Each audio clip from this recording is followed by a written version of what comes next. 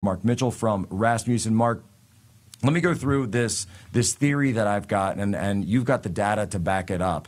So the question is, we're 2 weeks out from the assassination. Have the American people moved on from this? Is this something that they're not thinking about anymore just because the media cycle has changed so quickly that it's giving us all whiplash? Or is this something where the media psyop has been able to really diminish it in terms of its relative importance and influence on this race? Yeah, it's really hard to poll on what topic Americans care about most when things are changing this fast. So what I have to go on is my gut feeling based on how much demand there is for the content we put out. And I'll tell you, maybe it's just because the assassination attempt was 2 days before that incredible RNC. Trump got a bounce week over week. He was actually only up 3 points on Biden. But then after the RNC, when we went out in the field again, he was up 8 points. I mean, that's a pretty big swing. Some of it could have been noise, but I think a lot of it could have been the assassination attempt as well. But I'll tell you, I put out this week a super boring 12-minute video on YouTube about me talking over spreadsheet numbers about.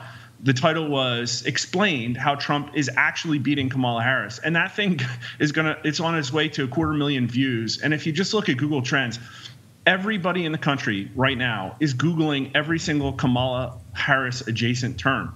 The media is trying to prop this woman up, turn her into basically a female Obama, and cherry pick the 2 polls that have her up. But if you go to Real Clear Politics Aggregate, right, those are clearly outliers. We ran numbers. We got them back Thursday morning. We still have Trump up 7 over Kamala Harris. I will say their psyop is somewhat effective on some people.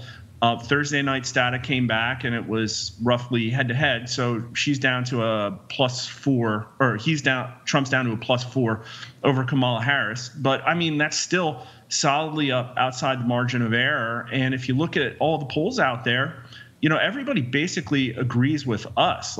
Harvard Harris has been polling on Kamala Trump for the last 6 months more than anybody else. And their races, they had Trump up +10, +12. They still have her up massively, pretty close to us.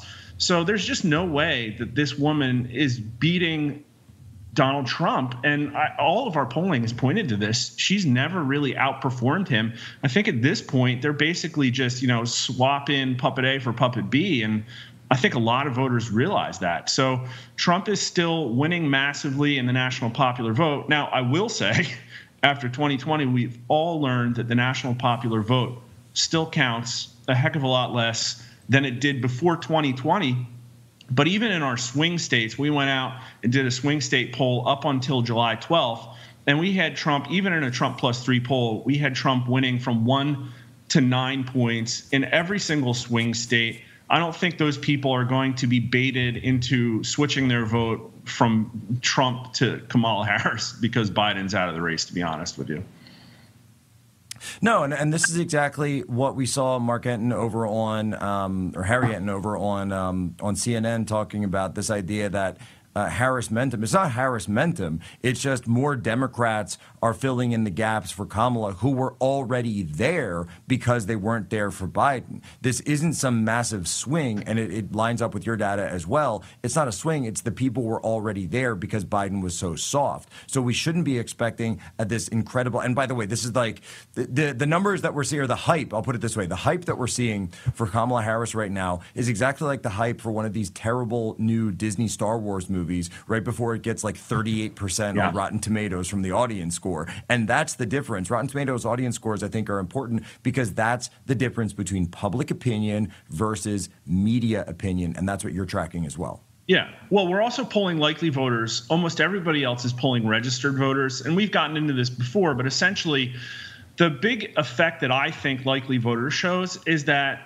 we ask a question, how likely are you to vote in federal elections? And people's opinions change when they get demoralized or when they get super jazzed and excited. And if you look at the Real Clear Politics average, it actually showed a Biden drop after the debate. But our numbers actually showed a Biden bounce because a whole lot of Democrats showed up out of the woodwork and said, oh, my God, Trump's might win this. I definitely need to vote now, or I can't consider third party now. And I think that is more reflective of what happens in votes. And here there is going to be a Kamala Harris bounce. We're starting to see it. Nobody's really matriculated the Obama endorsement yet through their numbers, that'll have an effect. But what's going to happen is it'll be cherry picked and showed that it's just this massive momentum when it's going to fade in a week.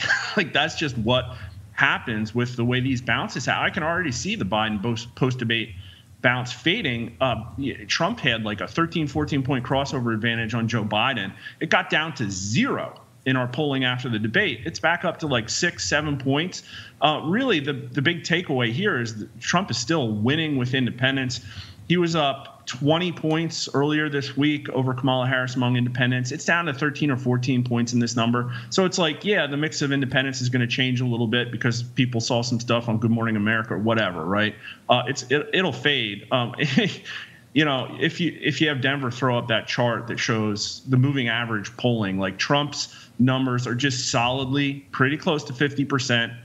The Democrats are pretty solidly in the low 40s, right? Like poll after poll after poll. And it takes a lot to swing that kind of momentum. And you could say, all right, well, like Rasmussen, again, we've been slandered as a far right pollster. But look, we nailed 2016. We nailed 2020. And a lot of other pollsters agree with us. CNN, Bloomberg, Harvard Harris. Trump's up.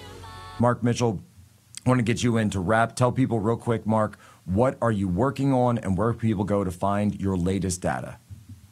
Yeah, if you're interested in the shooting, we got new numbers coming out next week. We're asking America, was the gunman acting alone or did he have help from within the government? I think those are going to be really interesting. We'll have new Kamala Harris, Donald Trump matchups next week. And so we'll answer how big is the Obama bounce and take a look in real depth.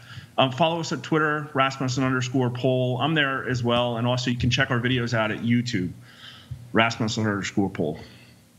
Mark, thank you so much. We'll be checking for that data. I want everyone to go sign up for the Rasmussen newsletter, by the way, while you're there, so you get their data immediately.